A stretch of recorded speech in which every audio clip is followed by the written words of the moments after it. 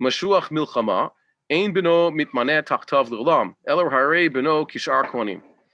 Why is this? I think should be an obvious reason. Mashuach Milchamah is, once again, that Kohen, that they dress him up like the Kohen Gadol in order to give the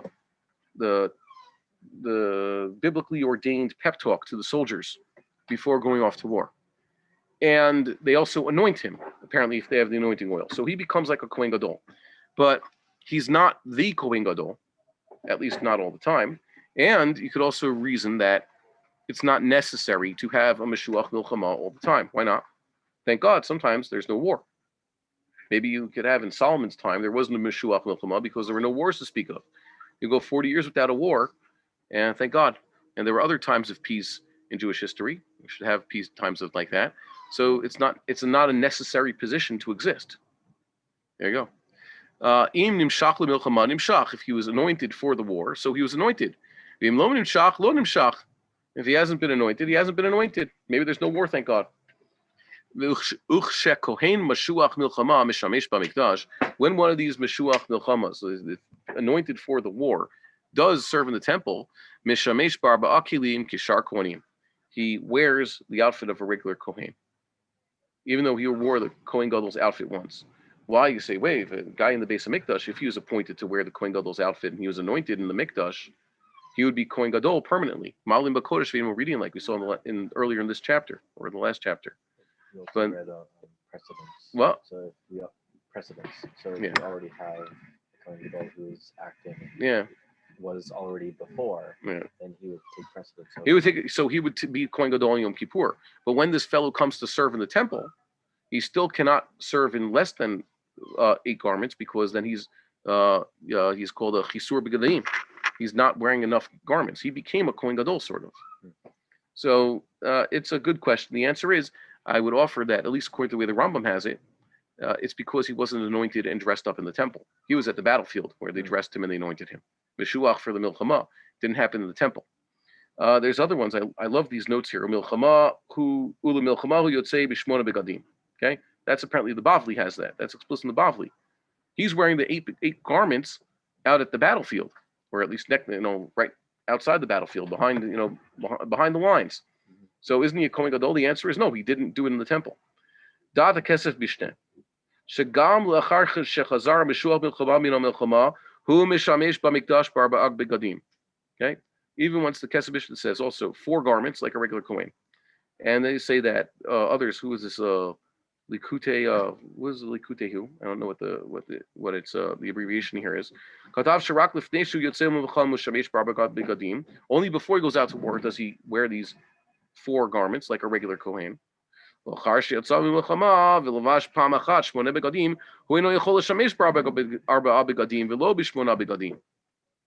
he comes back from the war, he can't just wear 4 garments because that's lowering his level of holiness. But he can't wear the 8 garments because he's not the Kohen Gadol. So he shouldn't. He should just avoid it. Avoid the suffix. And this is, once again, the Evyatar precedent. Fellow who was Kohen Gadol being replaced permanently. So he should just stay away. Don't serve. Okay. Ma'alin misrara misrara shehi gedola mimena. You could always, move up the ladder. You could promote people. You could go up they could get a higher position. You cannot lower someone's position. This is something halavai that people would understand here. I know that there was Rabbi Bar-Hayim knows about this case also. There was a fellow who did a little rabbinic work, and he was basically pushed out, falsely accused of heresies and things like that. Of being too, the type of stuff that, in the Gush or at in Rabbi Rabinovич's yeshiva are par for the course, or even sometimes types of things that we read about in these farm, like the Mishneh Berurah example I brought last week. So just mild stuff like that wasn't good enough. So they basically, pushed him down. But they apologized. They said, "Oh yeah, that was a mistake." People realized what they had done. Like they had been under the influence of satanic forces. By satanic, I don't mean like the Goyim say, like devilish. I mean satanic as in, what does the Satan mean? It means a person who accuses others. It means a prosecutor. That's what I mean by that. So prosecutorial forces. So they never actually, brought him back up. Ma'alim b'kodesh ve'in moridin. They didn't, realize they at least have to put him there. Let's say you have a Kohen Gadol actually. Oh, I skipped the line here. We can't demote people in Israel. This guy was sar something.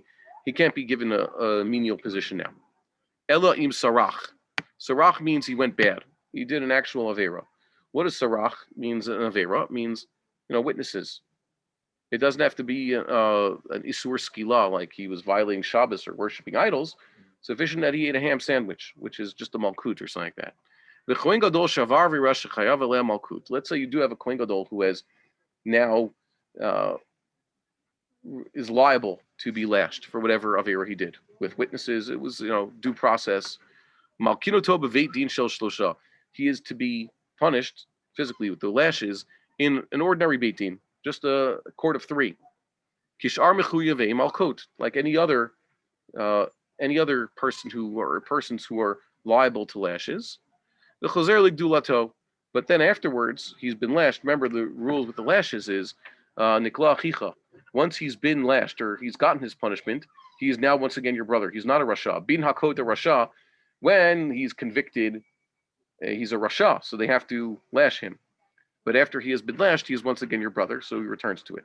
What do you do? The Chazal had a procedure for a person they constantly will have to lash. Once we have a 3-strike policy, by the way.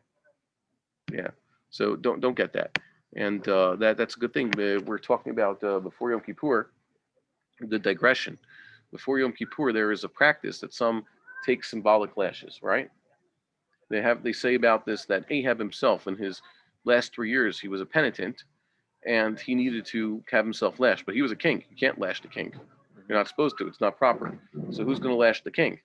So he invited Yehoshaphat Melech Yehudah, another king. He was the one who administered the lashes. To them, they're equals. So that would be okay.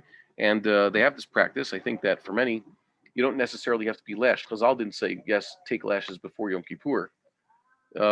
They actually, Chazal say, stick to what the Torah said. How do we afflict ourselves on Yom Kippur in order to initiate the tshuva process? Yeah, fasting. It's enough that you do what the Torah said to do. The sages never said, lash yourself on Yom Kippur before Yom Kippur, although it could have a humbling effect. There's all sorts of things that one can do to humble himself, and if symbolic lashes is the way, then so be it. I know places where they do that.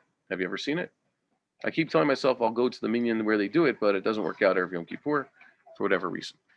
We would like to encourage our viewers to share these videos with friends and send in your responses. If you would like to obtain Birkon Nusach Eretz Yisrael or invite the rabbi for a speaking engagement, please email us at office@machonshilo.org.